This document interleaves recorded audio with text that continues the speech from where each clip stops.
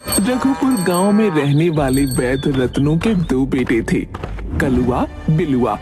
वो दोनों सिर्फ पिता के पैसों पर ही ऐश करते थे।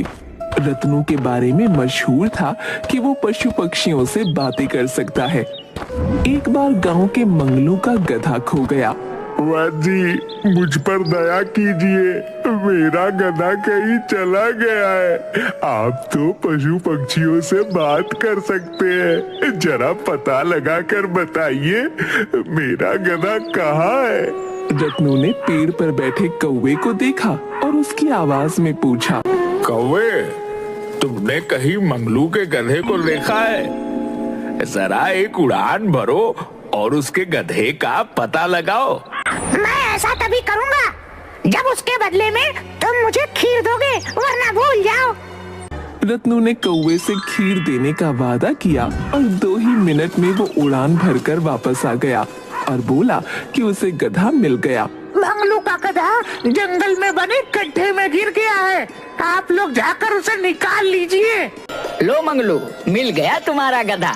वह जंगल में बने गड्ढे में गिरा हुआ है, उसे निकालो, लेकिन बदले में तुम्हें इस कौवे को खीर खिलानी होगी। मंगलू खुशी खुशी कौवे को खीर खिलाने को तैयार हो गया और अपने गधे को जंगल के गड्ढे से निकालकर बाहर ले आया।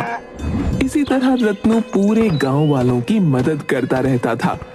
एक बार रत्नू अपने बच्चों के बारे में सोच रहा था।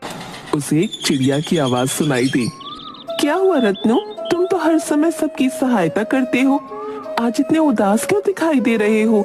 क्या मैं तुम्हारी कोई मदद कर सकती हूँ? क्या बताऊं, मैंने अपनी पूरे जीवन में बहुत मेहनत करी और बहुत नाम भी कमाया। मेरे पास अच्छा खासा पैसा है, लेकिन मेरे दोनों बच्चे बिल्कुल निखट्टू हैं। एक कोई काम नहीं करना चाहता और दूसरा बहुत लालची है। मुझे समझ में नहीं आता उनके जीवन का क्या होगा। इसमें चिंता की क्या बात है? तुम अपने दोनों बच्चों की परीक्षा क्यों नहीं लेते? ऐसा करने से उनको सबक भी मिलेगा और तुम्हारी समस्या भी हल हो जाएगी। मुझे समझ में नहीं आ रहा, तुम भी मुझे बताओ क्या किया जा सकता है? तुम अपने बच्चों से कहो तुम्हें कोई भयानक रोग हो गया है, अब तुम्हारे पास ज्यादा दिन नहीं बचे। तुम अपनी जायदाद को बांटना नहीं चाहते, तुम पूरी जायदाद उसे देना चाहते हो जो उसके लायक है। चिड़िया की बात सुनकर रत्नू ने ऐसा ही किया और अपने दोनों बच्चों को बुलाकर बोला, अब मैं बूढ़ा हो रहा हूँ, मुझे कैंसर हो गया है, मेरी जिंदगी का कोई भरोसा नहीं। तुम लोगों ने अपने आगे के जीवन के लिए क्या सोचा है?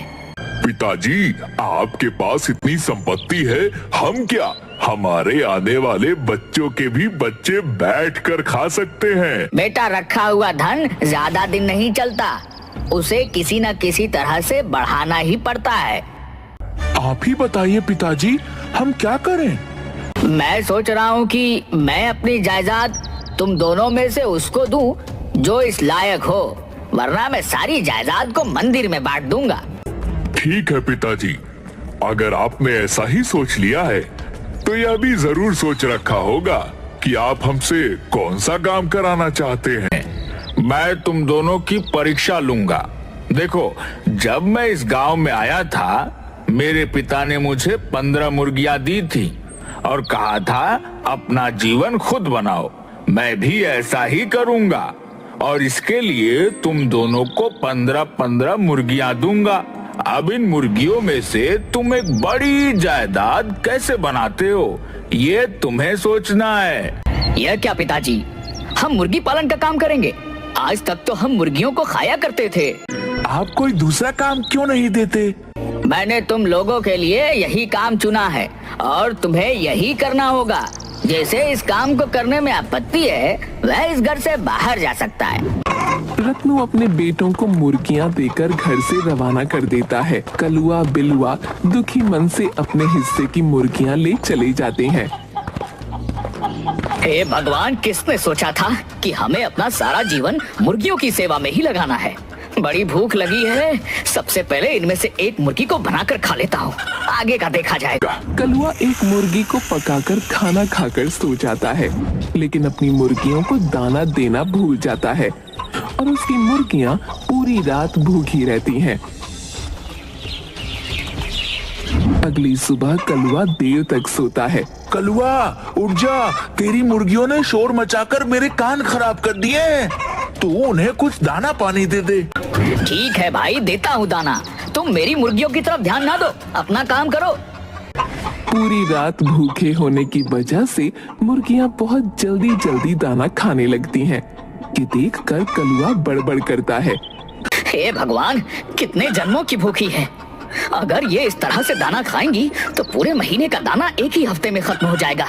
लेकिन अगर इन्हें खाकर इनकी संख्या कम कर दूं तो दाना भी कम देना पड़ेगा। दूसरी तरफ जायदाद के लालच में बिलुआ अपनी मुर्गियों को समय समय पर दाना पानी देता है। जल्दी ही मुर्गियां रोज अंडे देना शुरू कर देती हैं। लेकिन लालची कलुआ को जब भूख लगती है वो मुर्गी को पकाकर खा लेता। धीरे धीरे करके उसके पास सिर्फ एक मुर्गी बची थी। बिलुआ रोज मुर्गियों के अंडे बेचकर पैसे कमाने लगता है। कलुआ कुछ भी समझ नहीं पा रहा था कि वो क्या करे।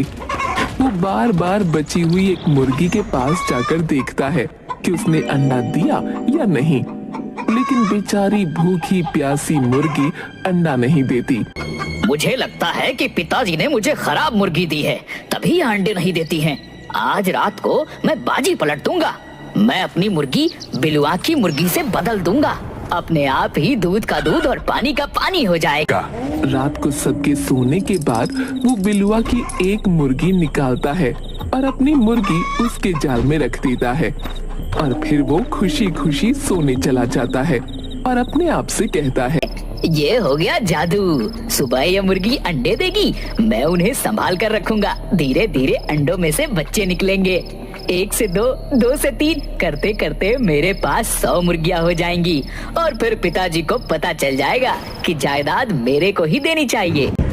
सुबह उठने पर कलुआ देखता है कि मुर्गी ने एक अंडा दिया है। अंडे को देखते ही उसे लालच आने लगता है। ऐसा करता हूँ, इस अंडे का ऑमलेट बनाकर सबसे पहले मैं ही खा लेता हूँ। जब मुर्गी कल अंडा देगी तो उसे बचा कर रख लूंगा, क्या फर्क पड़ता है। कलुआ फटाफट अंडे का एक बढ़िया ऑमलेट तैयार करता है। उसकी खुशबू चारों तरफ फैलने लगती है। ऑमलेट की इतनी अच्छी खुशबू आ रही है, जल्दी से हाथ धोकर आता हूँ, फिर जी भर के खाऊंगा। उसी समय अंतरिक्ष से मंगरेला ग्रह के राजा पृथ्वी लोक के दर्शन करने अपने विमान से धरती की तरफ आते हैं। उन्हें कलुआ के ऑमलेट की गंध आती है। यह किस चीज की इतनी स्वादिष्ट महक आ रही है? मैंने इतनी तरह का भोजन खाया है पर इतनी स्वादिष्ट सुगंध तो कभी नहीं आई। जरा पता लगाओ यह क्या है। सैनिक विमान से नीचे देखते हैं तो उन्हें कलुआ के घर के आंगन में चूल्हे पर रखा हुआ ऑमलेट दिखता है। वो ऑमलेट लेकर महाराज के पास चले आए। यह तो बहुत स्वादिष्ट है। आज के बाद तो मैं बस यही खाऊंगा। अगर मुझे यह नहीं मिला तो मैं वापस मंगरेला नहीं जाऊंगा। सैनिक, पता लगाओ ये चीज बनती कैसे है। दूसरी तरफ जब कलुआ का ऑमलेट गायब हो जाता है तो वो बड़ा परेशान होता है और अगले दिन मुर्गी के फिर से अंडा देने का इंतजार करने लगता है। दूसरी तरफ मंगरेला ग्रह के सैनिक ऑमलेट का रहस्य पता करने के लिए कलुआ के घर के पास छुप जाते हैं। और अगले दिन जब मुर्गी फिर से अंडा देती है वो ध्यान से देखते हैं। कलुआ फिर से अंडे का ऑमलेट बनाता है और कहता है, कल मैंने ऑमलेट बनाया तो न जाने कौन सा चोर उसे चुरा कर ले गया। आज तो मैं पहले ऑमलेट खाऊंगा, उसके बाद कोई काम करूंगा। कलुआ ऑमलेट खाने ही जा रहा होता है कि उसकी मुर्गी फिर जोर जोर से चिल्लाने लगती है। कलुआ ऑमलेट रखकर फिर मुर्गी को देखने अंदर जाता है। इतनी देर में मंगरेला ग्रह के सैनिक उसका ऑमलेट लेकर बारात के पास चले जाते हैं और फिर अपने महाराज के पास जाकर बताते हैं, महाराज, कुकड़ू को बोलने वाले चलते फिरते यंत्र से यह सफेद गोले निकलते हैं जिनसे यह पकवान बनाया जाता है। बहुत बढ़िया, क्यों ना इस यंत्र को ही मंगरेला ग्रह ले चलें, तो सारी समस्याओं का समाधान हो जाएगा।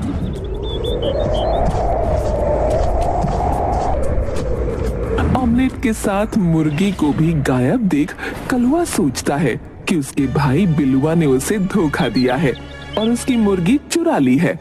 दोनों की बहुत लड़ाई होती है। दूसरी तरफ मंगरेला ग्रह के सैनिक मुर्गी को महाराज के सामने रखते हैं। मुर्गी तुरंत एक अंडा देती है। महाराज, इस गोली से पकवान बनाना तो यह पृथ्वीवासी ही जानता है। लगता है हमें उसे भी पकड़ कर लाना पड़ेगा। कलुआ रात में अपने बिस्तर पर सो रहा होता है कि मंगरेला के सैनिक उसे अपने विमान पर बैठा कर ले जाते हैं। महाराज कलुआ से कहते हैं, सुनो पृथ्वीवासी, तुम इस यंत्र से निकलने वाले सफेद गोलों से जो खाने की चीज बनाते हो वह बनाकर दिखाओ।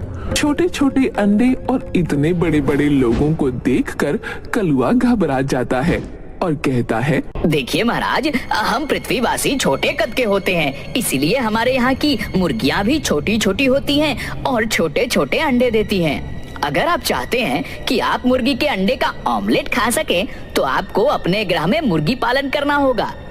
हम मुर्गी पालन करने के लिए तैयार हैं। बताइए हमें क्या करना होगा। जब तक हमारे ग्रह पर मुर्गियां नहीं आ जाएंगी तब तक आपको यही रहना होगा। बेचारा कलुआ मरता क्या न करता, वहीं रहकर मुर्गी को ज्यादा दाना पानी खिलाने लगा। धीरे धीरे मुर्गी का आकार बड़ा होने लगा और एक दिन मुर्गी ने 5 फीट का अंडा दिया। कलुआ ने महाराज को ऑमलेट बनाकर खिलाया। महाराज बहुत खुश हुए और बोले, हम तुमसे बहुत खुश हैं पृथ्वीवासी। बोलो तुम्हें क्या चाहिए। महाराज, मुझे ज्यादा कुछ नहीं, बस आपके ग्रह की मुर्गी का एक अंडा चाहिए। 1 घंटे में मैं सारे शहर को ऑमलेट बनाकर खिला सकता हूँ। सिर्फ एक अंडे से ही मैं इतना अमीर बन जाऊंगा कि पिताजी मेरी बुद्धि को मान जाएंगे। कलुआ मंगरेला के महाराज से अंडा लेकर अपने तहखाने में छुपा देता है। कुछ दिन बाद उसमें से मुर्गी निकलती है। कलुआ मुर्गी का बहुत ध्यान रखता है। धीरे धीरे मुर्गी बड़ी होने लगती है और 12 फीट की हो जाती है। एक दिन मुर्गी 5 फीट का अंडा देती है। कलुआ उस अंडे का एक बड़ा सा ऑमलेट बनाता है और गांव के जमींदार को वो ऑमलेट खिलाने के लिए आमंत्रित करता है। जमींदार ने जब इतना बड़ा और स्वादिष्ट ऑमलेट खाया तो बोला, जिस मुर्गी के अंडे का यह ऑमलेट है वह मुर्गी खुद कितनी ज्यादा स्वादिष्ट होगी। मैं वह मुर्गी खाना चाहता हूँ। सर, मैं ऐसा नहीं कर सकता। वह मुर्गी मेरी आमदनी का एकमात्र जरिया है। जमींदार ने सोचा, मैं इतना बड़ा आदमी हूँ और इस मुर्गी वाले की इतनी हिम्मत कि मुझे मना करे। चाहे जो कुछ हो जाए, मैं तुम्हें उस मुर्गी के बदले 100 मुर्गियाँ दूंगा, लेकिन मुझे उस मुर्गी का मांस खाना है। जमींदार ने अपने आदमियों से कहा कि वो रातों रात जाकर कलुआ की मुर्गी चुरा लाएं। वो इतनी भयंकर थी कि जमींदार के आदमी डर रहे थे। अरे, इसने मुर्गी पाली है डायनासोर। इतनी भयानक आवाज आ रही है, पर मुर्गी कहीं दिखाई नहीं पड़ रही है। लगता है ये आवाजें नीचे से आ रही हैं। चलो चलकर तहखाने में देखते हैं। जब वो तहखाने पहुँचे तो इतनी बड़ी मुर्गी देखकर उनके होश उड़ गए।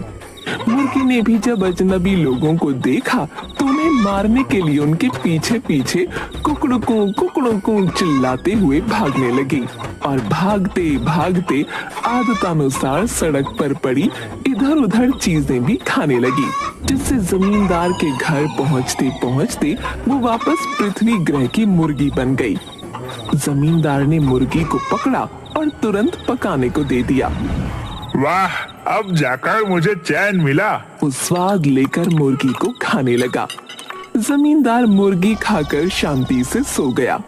अचानक उसके पेट में से कुकड़ू आवाज आने लगी। अंतरिक्ष में पैदा होने के कारण मुर्गी के हर टुकड़े से कुकड़ू की आवाज निकल रही थी। अब जमींदार जहाँ भी जाता उसके शरीर के अंदर से मुर्गी की आवाज आती रहती थी और लोग उसका मजाक बनाते थे। कलुआ, मुझे माफ कर दो और इस मुसीबत से मेरा पीछा छुड़ा। तुम्हारी मुर्गी ने मेरा जीना हराम कर दिया है। यह तो मेरे पेट के अंदर जाने के बाद मेरे पेट के अंदर से बोलती रहती है। मैं आपको ठीक तो कर सकता हूँ, लेकिन आपको एक वादा करना पड़ेगा। बोल, क्या वादा करना है? मैं तुझे लिख कर दे देता हूँ। अरे ज्यादा कुछ नहीं, बस अपनी गौशाला और खेत मेरे नाम कर दीजिए और मुझे कुछ नहीं चाहिए। ला मैं साइन कर देता हूँ। मेरा रघुपुर का 15 एकड़ खेत और रघुपुर की गौशाला तेरी हुई। बस तो मुझे इस मुसीबत से निकाल दे। लेकिन अगर आपने ठीक होने के बाद यह सब मुझसे वापस ले लिया तो मैं क्या करूँगा? मेरे पास इसके अलावा भी बहुत संपत्ति है। मैं रघुपुर की संपत्ति की तरफ आंख उठाकर भी नहीं देखूंगा। यह सब तेरी हुई। तू कहे तो तुझे यहाँ का जमींदार बना दूं। ठीक है जमींदार साहब, मुर्गी को निकालने के लिए तो आपको गांव के वैद्य से ऑपरेशन कराना पड़ेगा। पर गांव का वैद्य तो तुम्हारा बाप ही है। वह तो बूढ़ा हो गया है, भला वह मेरा ऑपरेशन कैसे कर पाएगा? देखिए जमींदार साहब, हमारे पिताजी को मुर्गियों की बोली भी आती है। वह आपके पेट की मुर्गियों से बात करेंगे तो शायद बात बन जाए। कलुआ अपने पिता के पास गया और सारी बात अपने पिता को बताई। वाह बेटा, तू सबसे ज्यादा चालाक निकला। तूने तो अपने लिए पूरा बंदोबस्त कर लिया। मैं तुझसे बहुत खुश हूँ। चल जमींदार के पास चलता हूँ और उसकी समस्या को दूर करता हूँ। रत्नू मुर्गियों का खाना लेकर जमींदार के सामने बैठ जाता है और मुर्गी की आवाज में उससे बात करता है। कुमकुम कुरकुरे कुमकुम। रत्नू की भाषा में उसे बाहर आने को कहता है और बोलता है कि वो उसे बढ़िया खाना देगा। वो डकार के साथ जमींदार के पेट से बाहर आ जाए। मुर्गी तैयार हो जाती है। रत्नू जमींदार को एक काढ़ा पिलाता है। काढ़ा पीते ही जमींदार जोर से डकार लेता है और डकार के साथ ही मुर्गी बाहर निकल आती है और रत्नू के लाए खाने को खाने लगती है। रत्नू, तुम नहीं होते तो मैं तो पूरी उम्र कुकड़ू करता रह जाता। धन्यवाद रत्नू भाई। पिताजी मुझे माफ कर दीजिए। मैं कभी भी लालच नहीं करूँगा और बहुत मेहनत करूँगा। कोई बात नहीं, उन मुर्गियों को खोकर ही सही, पर तुमने वह सबक सीख लिया है जो मैं सिखाना चाहता था। मुझे तुम पर बहुत फक्र है।